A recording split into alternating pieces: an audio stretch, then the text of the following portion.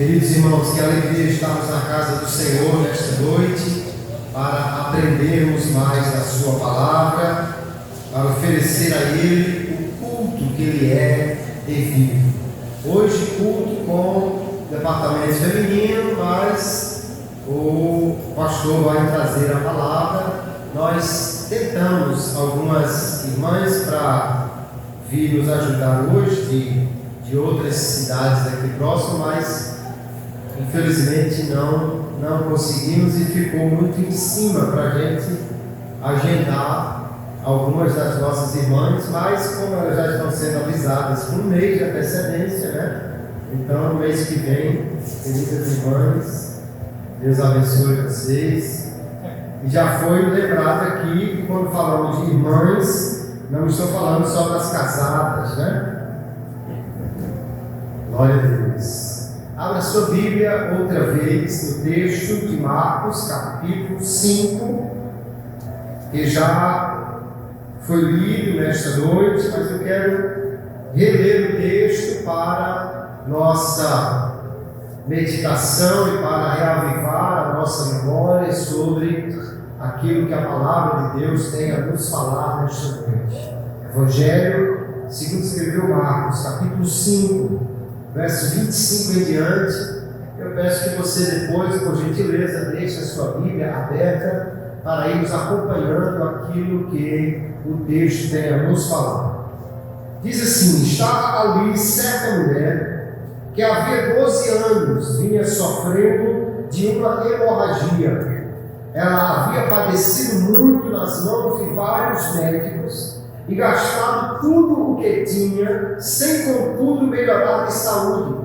Pelo contrário, piorava cada vez mais. Tendo ouvido a fama de Jesus, a mulher chegou por trás, no meio da multidão, e tocou na capa dele, porque dizia: se eu apenas tocar na roupa dele, ficarei curada.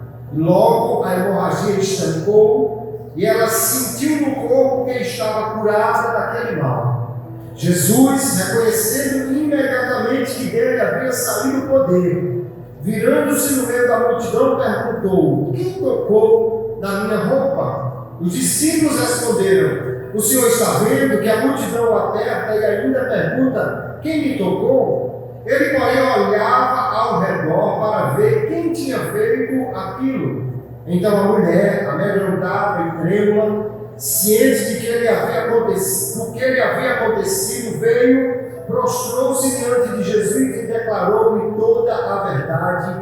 Então Jesus lhe disse: filha, a sua fé salvou você, vá em paz e fique livre desse mal. Amém. E graças a Deus por sua palavra. Glória a Jesus.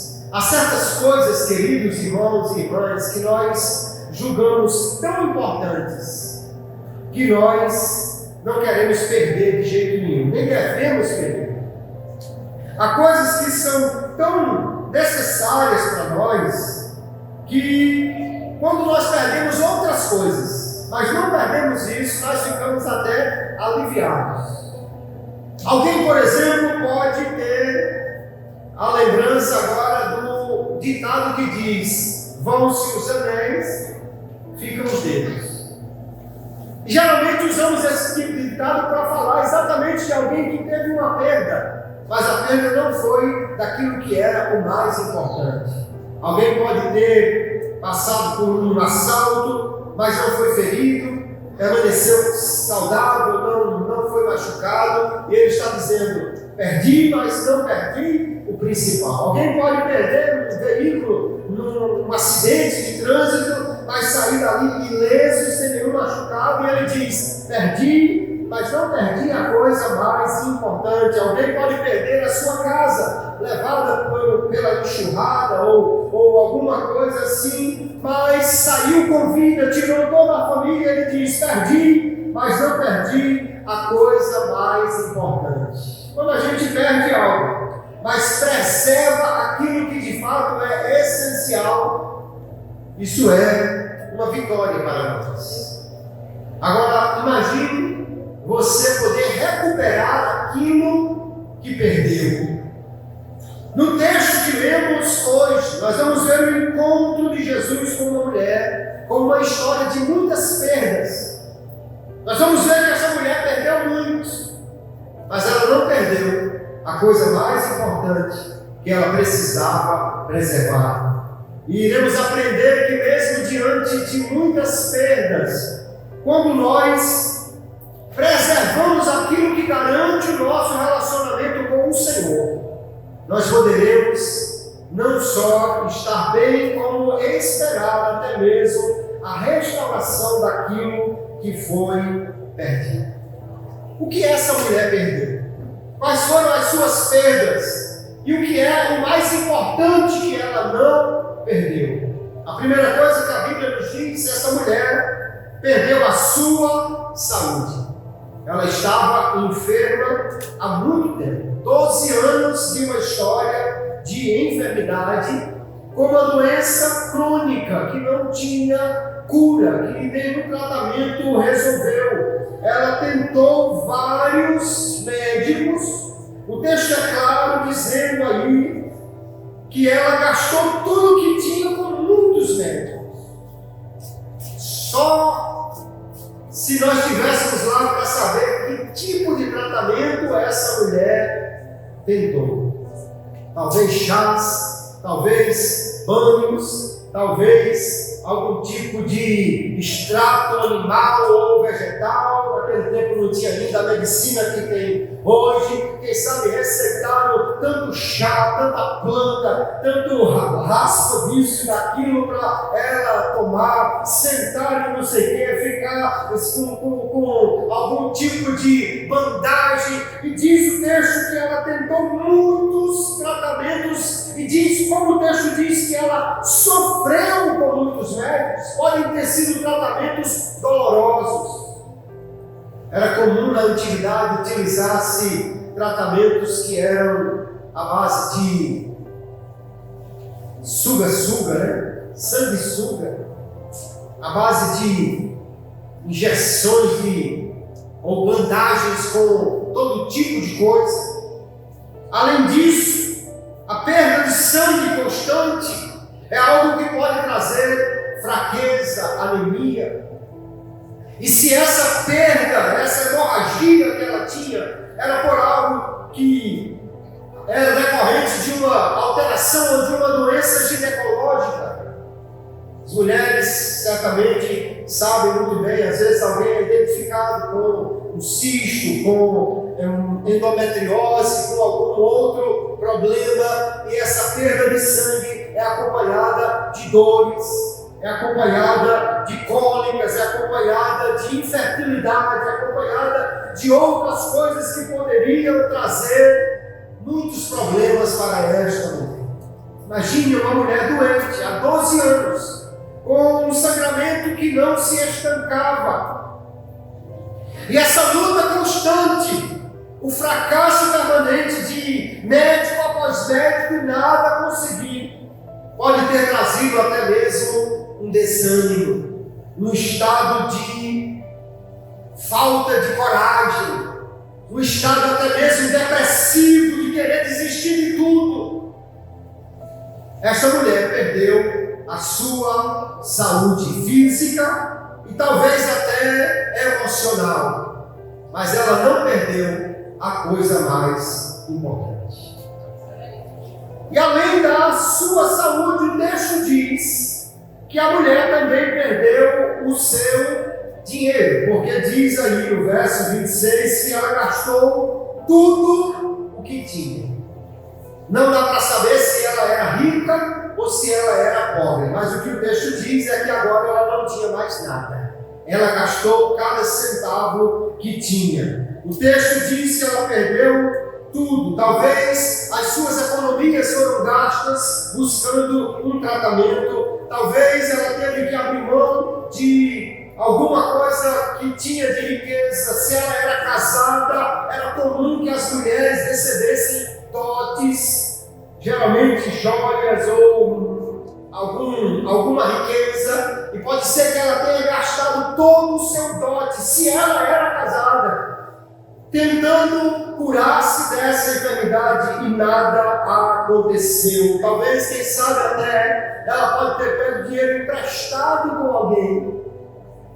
Quem sabe para financiar uma viagem até uma cidade distante, pagar uma consulta com um curandeiro mais caro, comprar um tipo de medicamento ou de um extrato que fosse mais difícil de conseguir. Quem sabe ela vendeu bens, vendeu até a sua casa, vendeu o que tinha, porque o texto diz, ela não tinha mais nada, gastou tudo o que tinha e em vez de melhorar, ela só piorou. Essa situação é tão difícil, queridos.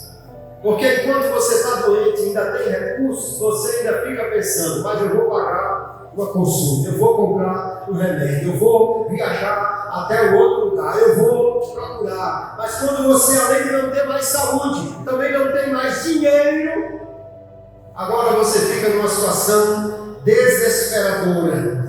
Não é de admirar se essa mulher estivesse a ponto de cair numa depressão, a ponto de enlouquecer, a ponto de desanimar, de abrir mão de tudo, porque ela estava agora tentando há tanto tempo e acumulando somente um fracasso após o outro, até será a última moeda que tinha nas suas economias. Ela perdeu a saúde, ela perdeu o dinheiro, mas ela não perdeu a coisa mais importante que ela tinha. Mas não ficou só por aí a história de perdas dessa mulher. Além disso, ela perdeu a proximidade das pessoas. Porque segundo a lei de Moisés, conforme o texto de Levíticos capítulo 15 determinava, alguém que tivesse uma hemorragia, um fluxo de sangue, a mulher, mesmo no seu período natural mensal, ela seria considerada cerimonialmente imunda durante todo o tempo que tivesse esta hemorragia. Se ela tinha 12 anos de hemorragia, eram 12 anos de imundície aos olhos da lei. Não é que ela estivesse suja o tempo todo, mas é que aos olhos da lei ela estava cerimonialmente impura e ficaria separada das pessoas, porque a lei dizia, se ela sentasse numa cadeira e alguém sentasse na mesma cadeira, a pessoa ficaria impura. Se ela deitasse numa cama, se alguém deitasse na mesma cama, essa pessoa ficaria impura e teria um dia inteiro de impureza, teria que ficar fora do arraial. Se ela tivesse um abraço, se alguém apertasse a sua mão, se alguém lhe beijasse, se alguém tocasse nela, se alguém sentasse do lado dela para ela encostar o ombro, a cabeça do ombro e chorar, essa pessoa ficaria imunda. Portanto, é de se imaginar que esta mulher estivesse solitária, sozinha. Provavelmente ninguém ia na casa dela, ela não recebia visitas, ninguém a abraçava, ninguém queria estar perto dela.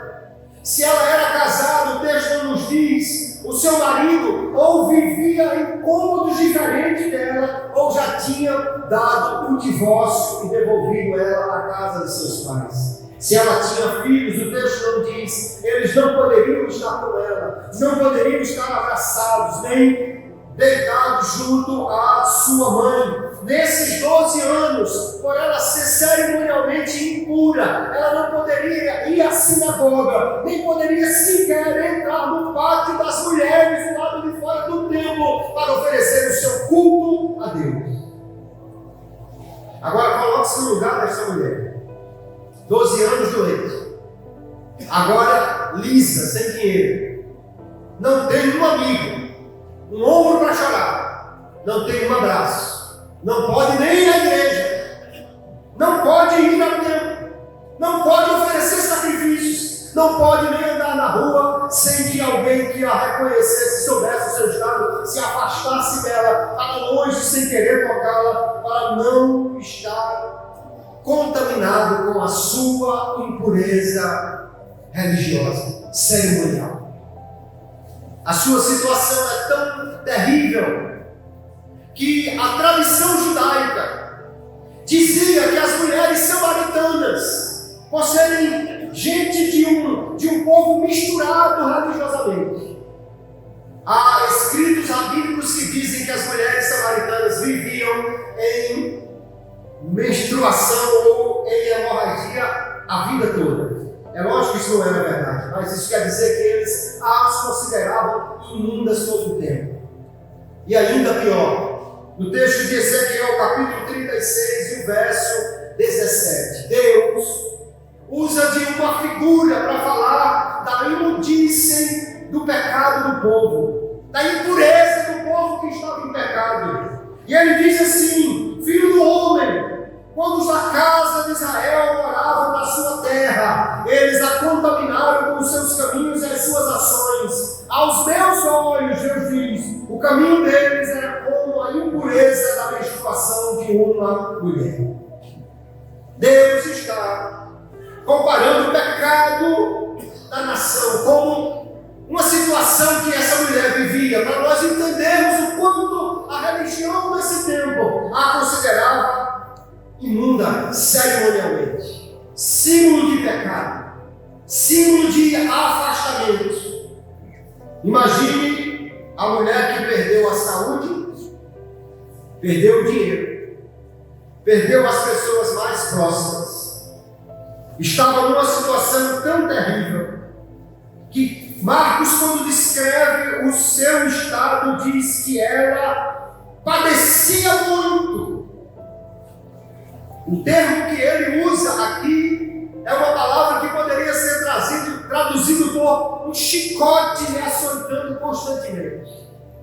A vida dessa mulher era como quem estivesse debaixo de uma severa surra a vida toda, o tempo todo, os 12 anos. Parecia que ela estava sendo punida constantemente, sem descanso.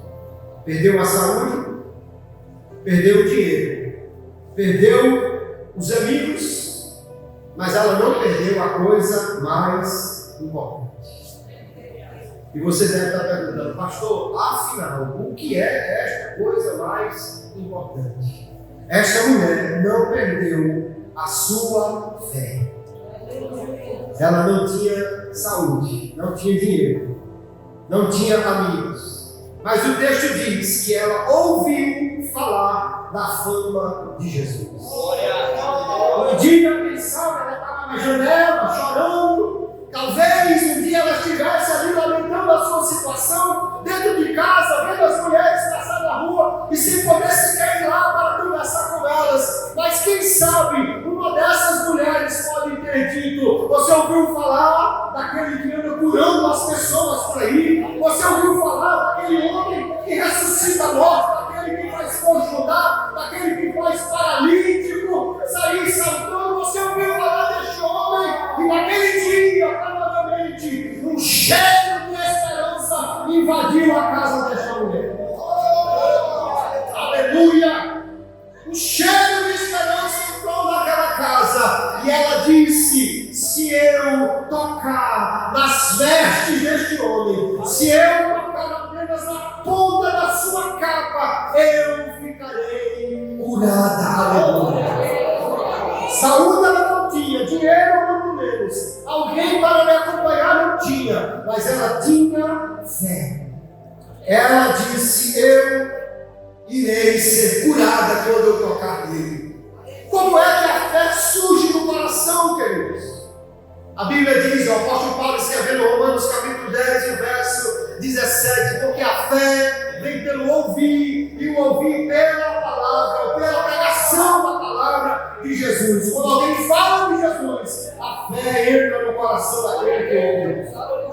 Quando nós falamos do que ele faz, aleluia, a fé brota no coração daquele que ouve. E ela disse para si mesma, ela não dá testemunho para outros, porque não tinha ninguém perto dela, mas para si mesma ela diz: se eu tocar, eu ficarei curada. Aleluia.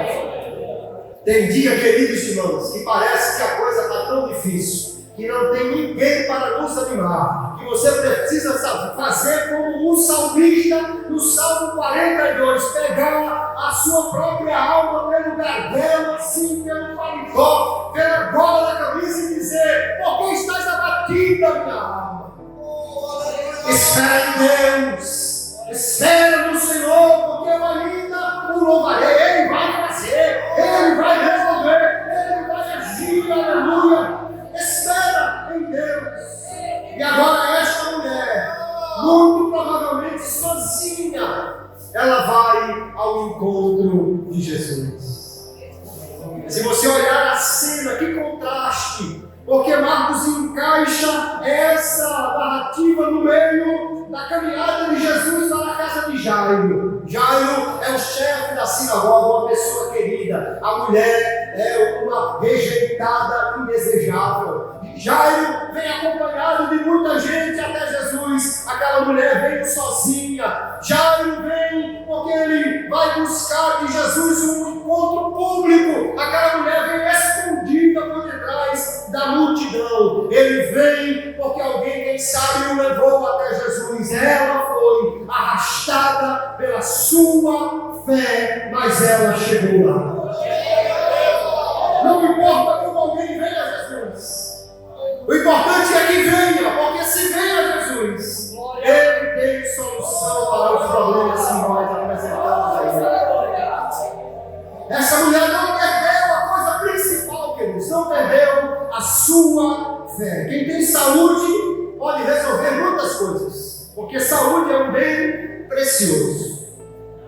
Até o diabo disse, e Deus não o contrariou: pele por pele, tudo quanto o homem tem dará por sua vida ou por sua saúde. Nós lutamos pela nossa saúde. Saúde é importante, mas tem coisa que nem a pessoa mais saudável consegue resolver. No entanto, o Senhor disse: tudo é possível ao que crê. Aleluia! Quem tem dinheiro pode resolver muitas coisas. Há portas que o dinheiro abre. Há condições que o dinheiro fornece. Quem tem dinheiro busca os melhores médicos, os melhores hospitais, mas há questões que o dinheiro não resolve. Porque o dinheiro compra a cama, mas não compra o sono. Compra o remédio, mas não compra a saúde. Compra pessoas, mas não compra amigos. Mas quem tem fé, o Senhor Jesus disse: tudo quanto pedides na oração, crendo, recebereis. Aleluia. Quem tem amigos pode resolver muitas coisas. Uma amizade abre as portas ali no hospital que você não teria condições nem se fosse pagando. Quem tem amigo consegue uma ambulância, um tratamento, uma passagem. Quem tem amigo consegue alguma coisa para resolver que às vezes nem o dinheiro resolveria. Alguém já diz o velho ditado: é melhor amigo na praça do que dinheiro no banco. Mas há situações que amigo nenhum pode resolver. Mas no livro de Hebreus, Epístola aos Hebreus, no capítulo 11, verso 6, ele diz que quem tem fé, aleluia, esse agrada a Deus, porque sem fé é impossível agradá-lo. E aquele que se aproxima de Deus precisa crer não somente que Ele existe, mas que Ele é galardoador daqueles que o buscam. Quer dizer que Deus tem para dar, que Ele tem prazer em galardoar. Aquele que busca vai ao Senhor e encontra aquilo que Ele tem. Aleluia! Deixa-me dizer uma coisa, meu querido irmão, minha querida irmã: quem vai à fonte do poder, levando o seu caneco de fé, não voltará de lá com mãos vazias. Aleluia! Porque quem vai à fonte do poder, crendo, receberá do Senhor aquilo que Ele tem para fazer. E o texto diz que a mulher veio por detrás, querendo passar desapercebida na multidão. Porque é lógico, todo mundo que tocasse nela ficaria impura, ela era indesejada. Mas ela toca na orla da capa de Jesus. Os judeus usavam uma camisa, ou na verdade uma espécie de uma túnica, um vestido, né? e por cima uma capa com a qual ele se protegia do calor, do vento, do frio ou como precisasse. Ela não tocou na pele de Jesus, ela não tocou no pé de Jesus, ela não tocou nem na camisa ou na túnica de Jesus, ela tocou apenas nas pontas da capa de Jesus. Normalmente, um judeu usa nas pontas da sua capa uns fiapos pendurados, as franjas que a lei dizia que representavam os mandamentos que ele deveria lembrar e cumprir. Ela talvez tenha pego só um fiapo daquele pendurado na capa de Jesus, mas quando ela tocou em Jesus, o texto diz, aleluia, a fonte do poder se abriu, aleluia, fluiu o poder correu até ela, a virtude do Senhor alcançou e ela foi imediatamente curada, aleluia. Não foi outro dia, não foi algum tempo depois, imediatamente. A hemorragia cessou, a dor cessou, a angústia cessou, o desânimo cessou, a busca que não encontrava cessou, o desespero que tentava não conseguir cessou imediatamente. 12 anos de desespero foram resolvidos em um toque, em um segundo, em um momento, porque ela tocou com fé em Jesus, aleluia. Não dá nem para pensar, para imaginar, queridos, o alívio que essa mulher sentiu. O texto diz que ela sentiu no seu corpo que ela foi curada. Ela sentiu. Deve ter sido um alívio tão grande. E ela nem sabia ainda o que mais iria acontecer. Mas ela sentiu que a hemorragia cessou. Se estava doendo, parou. Aquilo já deve ter deixado animada. E agora aconteceu uma coisa que humanamente era impossível.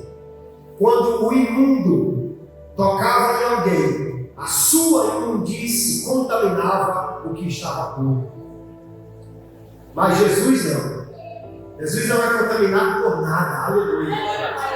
Quando o imundo toca Jesus, em vez de Jesus ficar imundo, o imundo é que fica curado, o imundo é que fica puro, o imundo é que é purificado. Quando alguém toca Jesus, não importa como ele está, não importa a sua situação, não importa quantas pessoas querem vê-lo distante, quando alguém toca em Jesus, ele será alcançado pelo poder que liberta, pelo poder que cura, pelo poder que transforma, pelo poder que purifica. Aleluia. Que maravilha é nós podemos tocar em Jesus.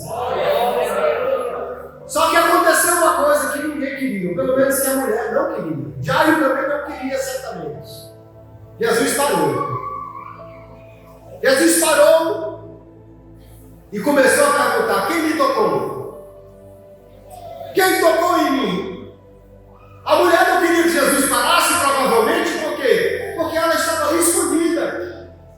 Dizer que ela tocou em Jesus, aos olhos daquelas pessoas, poderia parecer exatamente que ela contaminou Jesus. Imagine, você ser culpado de contaminar Jesus e ele ter que passar um dia todo fora do arraial, da comunidade, por causa desta impureza. Uma mulher que estava ali não poderia ter sido até atacada pela multidão. Mas Jesus insiste: alguém me tocou. Talvez Jairo estivesse lá dizendo: Jesus, pelo amor de Deus, Jesus, a menina, Jesus, vamos lá. Mas Jesus parou, aleluia. Jesus perguntou quem tocou, porque Jesus, queridos, tem um propósito em tudo o que ele faz. Por que Jesus parou? Porque ele queria dar uma oportunidade àquela mulher. Os discípulos, no entanto, dizem assim: Senhor, a multidão está toda hora batendo no Senhor. O Senhor pergunta quem me tocou. Mas eles não estavam entendendo uma coisa, queridos. Há uma diferença muito grande entre esbarrar em Jesus e tocar nele com fé. Quem sabe, Quantas pessoas que vez por outra esbarram em Jesus. Quando o negócio está bem difícil, vai para a igreja. Se nessa não resolveu, vai na outra. Se não deu certo na igreja, vai para outro lugar. Parece que está esbarrando em Jesus a todo tempo, semana após semana, mas tocar em Jesus com fé significa genuinamente ir até Ele, crendo que Ele e só Ele é a solução para o meu problema e depositar nele a confiança plena de que Ele vai resolver este problema. Isso é tocar em Jesus com fé. Aleluia. Alguém me tocou. Jesus, está todo mundo esbarrando no Senhor, não, Pedro. Não foi um esbarrão, não. Alguém tocou em mim com fé. E agora, a mulher vai ter que se apresentar. Vai ter que falar. Porque Jesus fez isso, queridos. Para envergonhar a mulher. Essa pobre que já estava ali tão escondida, não. Jesus não faz nada para envergonhar quem vai a Ele com fé.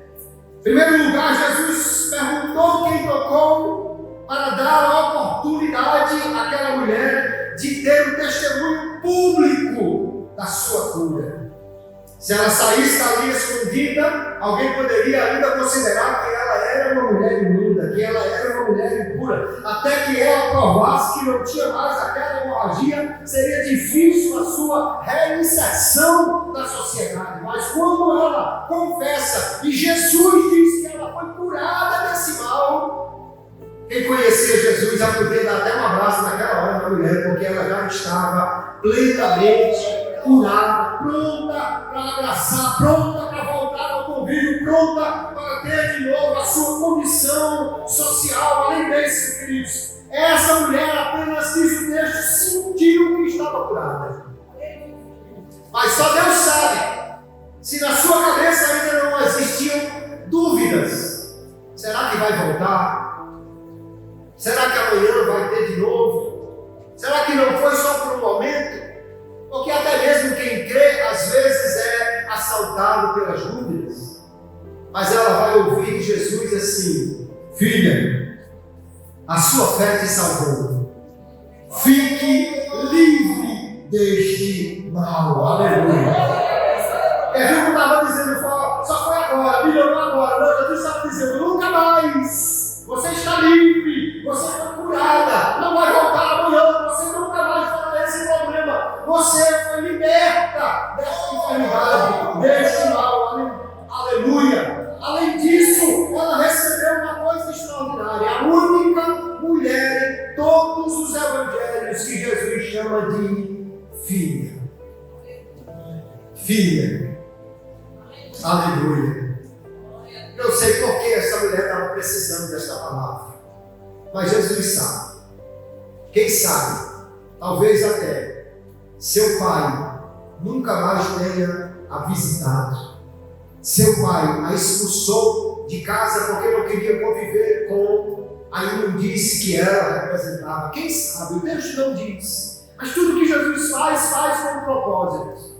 Jesus olha para aquela mulher e diz: filha, você foi salva pela sua fé. Aleluia. Agora ela podia ir para casa com outra convicção da alma. Era amada por Jesus, querida por Ele. Se seu pai não a quisesse, mas ela encontrou agora alguém que a chamou de filha. Deus já havia dito por meio do profeta Isaías. Aleluia. Pode uma mãe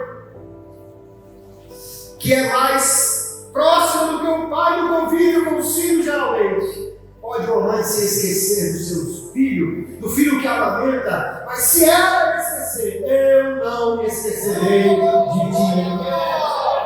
E o salmista vai dizer: se meu pai, ou quando meu pai e minha mãe me desampararem, o Senhor me acolherá. Aleluia. Porque quem tem Jesus, Ele é realmente um amigo, um pai, um companheiro, aquele que está conosco. Aleluia. Jesus parou, porque a mulher precisava de um testemunho público, porque ela precisava de uma certeza, porque ela precisava de ouvir uma palavra de carinho. Mas também Jesus parou, porque do lado ali havia um pai que precisava de um testemunho de que Jesus era poderoso para resolver situações impossíveis. Porque se você continuar lendo, é só Jesus curar a mulher, chega alguém dizendo: Jairo, não incomode mais o mestre, tua filha morreu.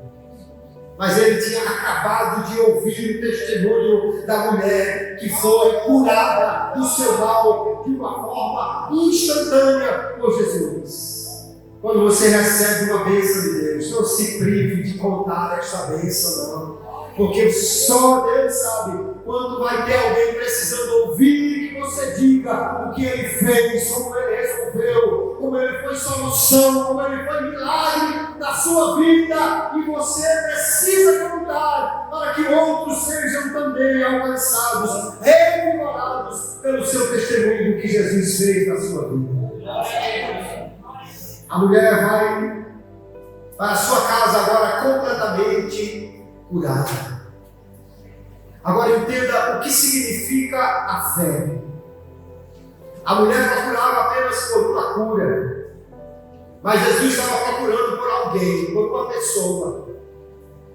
A mulher queria apenas resolver o seu problema a princípio. Jesus queria mais do que isso. Queria ter um contato com ela. Os milagres de Deus não são como dinheiro jogado para a multidão. Quem quer dinheiro, faz um aviãozinho e joga para a multidão. Milagres não são coisas atiradas a esmo. Milagres são atrativos para a fé. Milagres são formas de Deus mostrar que Ele pode para que nós tenhamos fé nele. Milagres são sinais que apontam para algo maior do que o próprio ato, apontam para aquele que opera milagres, para aquele que faz maravilhas. Milagres são coisas que Deus faz, não simplesmente porque Ele quer distribuir bênçãos. Milagres são coisas que Deus faz porque Ele quer nos atrair para Ele, para que nós confiemos que Ele pode fazer o que ninguém mais pode resolver. Aleluia! Ela quer algo de Jesus, Jesus quer ela. Ela quer uma bênção, Jesus quer conversar com ela. Ela quer só resolver o seu problema e ir embora. Jesus quer chamá-la de filha. Ela quer só sair dali com a sua vitória. Jesus quer dar a ela muito mais. Quer dar a ela paz, quer dar a ela salvação, quer dar a ela uma cura instantânea. Aleluia! Se ela tivesse ido embora sem se confessar, ela poderia sair dali apenas dizendo: encontrei a minha cura. Mas agora Jesus falou com ela. Jesus deu uma palavra, Jesus garantiu a sua cura. Jesus disse até que ela agora seria salva e ela pode sair dali dizendo mais do que eu encontrei minha cura. Ela pode dizer: eu encontrei o meu Senhor. Encontrei aquele, aleluia, encontrei o homem, encontrei aquele que solucionou o meu problema, me chamou de filha, me deu a certeza do milagre, me restituiu a confiança pública das pessoas e me fez a garantia de eu que seria salva pela fé nele. Glória ao nome de Jesus, aleluia. Uma história de muitas perdas. A mulher perdeu a saúde, perdeu o dinheiro, perdeu os amigos, a proximidade das pessoas, mas ela não perdeu a coisa mais importante. Ela não perdeu a sua fé. E foi a fé que levou-a até Jesus. Jesus teve um encontro com aquela mulher, aleluia, porque ela creu nele, porque ela confiou nele, ela confessou que ele agora resolveu o seu problema. Então, nesta noite, ouvindo esta palavra, nós precisamos entender, queridos, mesmo que você tenha perdido a sua saúde, não perca a sua fé. Mesmo que você tenha perdido o dinheiro, não perca a sua fé. Mesmo que você tenha perdido amigos, companhia, pessoas que estavam perto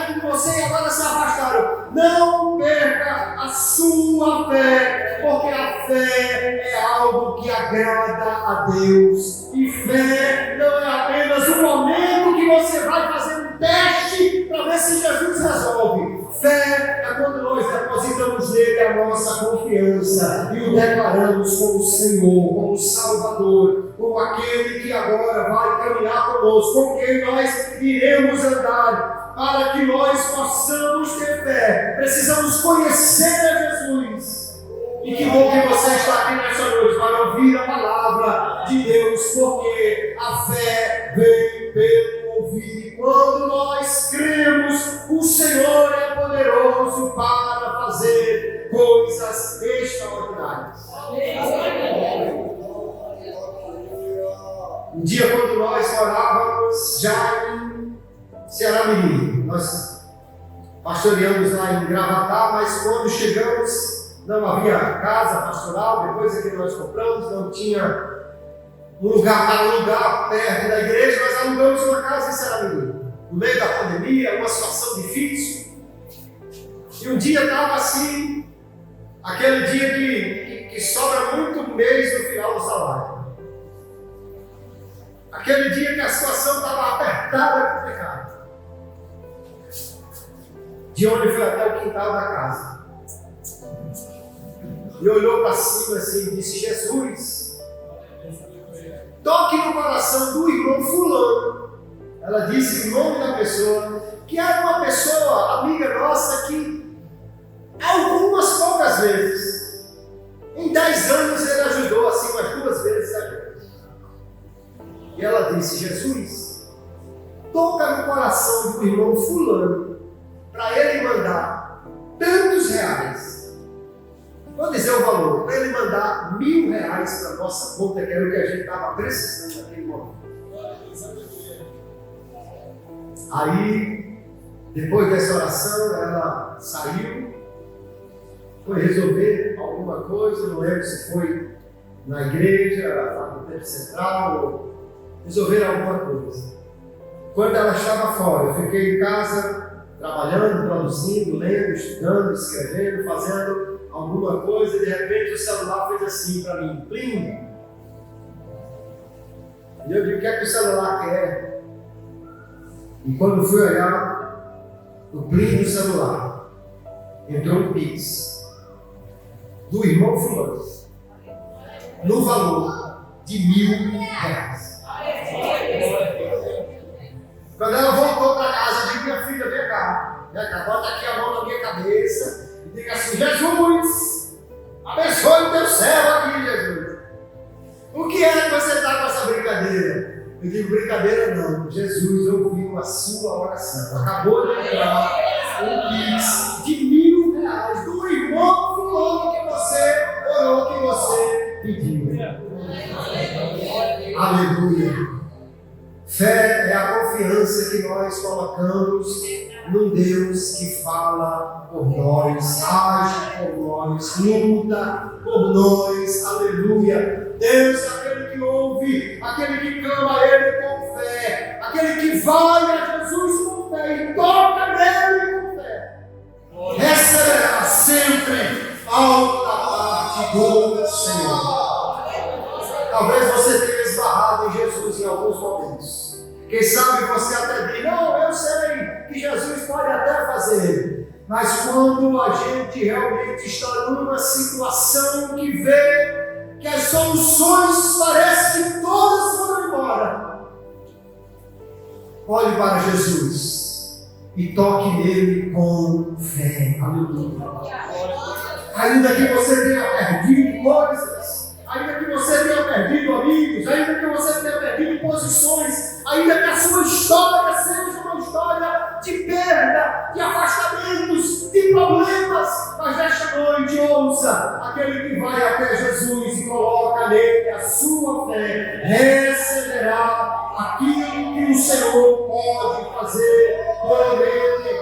Perca o que você tiver de perder, perca se tiver que perder alguma coisa, mas não perca a sua fé. Vamos me ajudar aí com ré menor. Ô gentileza, fique de pé comigo. Se você conhece, você pode cantar. Se você não conhece, vai dando glória a Jesus que dá certo. Agora, se você conhece, cante comigo, aleluia. Pode perder o que você perder, mas não perca a fé que você tem em Jesus.